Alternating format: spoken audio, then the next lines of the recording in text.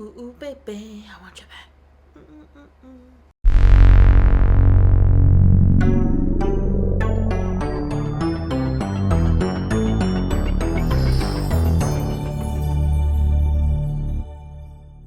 Welcome back to Ever Disney Movie Ever. My name is Justin. I'm watching Ever Disney Movie Ever. Today I'm going to be talking about The Ice Age Adventures of Buck Wild. The Ice Age Adventures of Buck Wild is a 2022 Disney Plus original release. It is about Crash and Eddie wanting to venture out on their own, and they end up back in the land of the lost with Buck Wild. It is directed by John C. Donkin and Marshall Fels Elliott.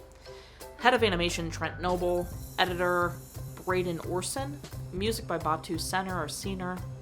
And it's written by Jim Hecht, William Schifrin, and Ray DeLaurentis. The film stars Simon Pegg as Buck, Aaron Harris as Eddie, Vincent Tong as Crash, Utkarsh Ambudkar as Oberson, Justina Machado as Z, Sean Kenin as Manny, Jake Green as Sid, Dominique, Jennings as Ellie, and Skyler Stone as Diego. In August of 2018, the 20th Century CEO said there was a TV series centered around Buck Wild in development. In 2020, it was redeveloped to be a feature, and then Disney acquired 20th Century Studios, and so it became the first Ice Age film under the Disney banner. Bardell Entertainment animated it instead of Blue Sky, who had been doing all the others, and then it was mostly animated from home because of the pandemic.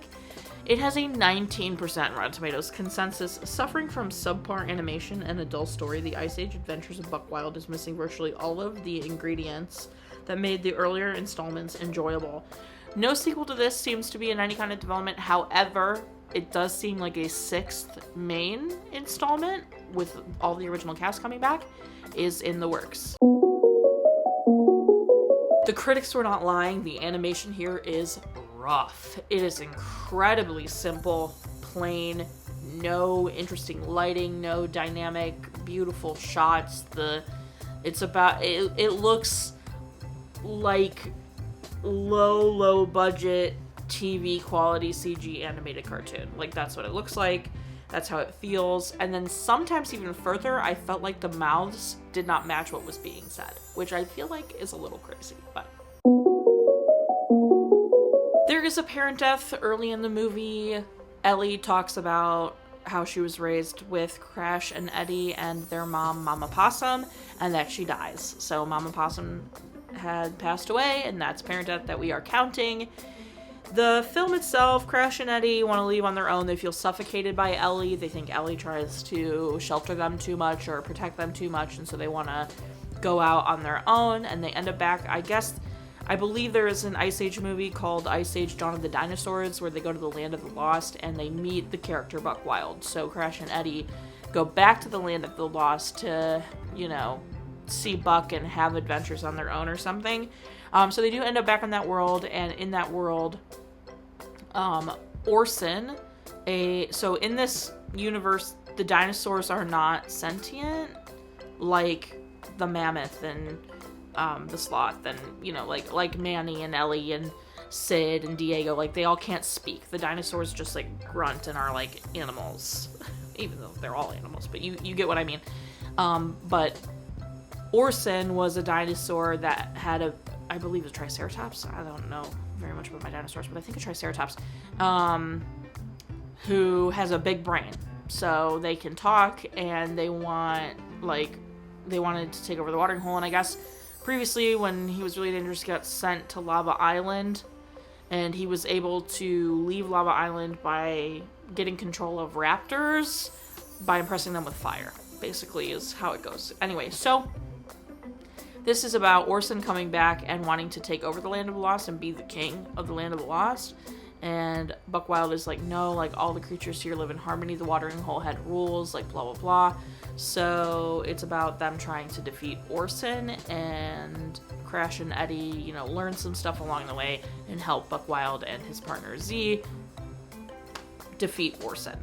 So it's a very simple story, very predictable, but honestly, probably great for like really young kids, maybe not like an 11-year-old, but I truly think like probably great for like a 3 to 8-year-old.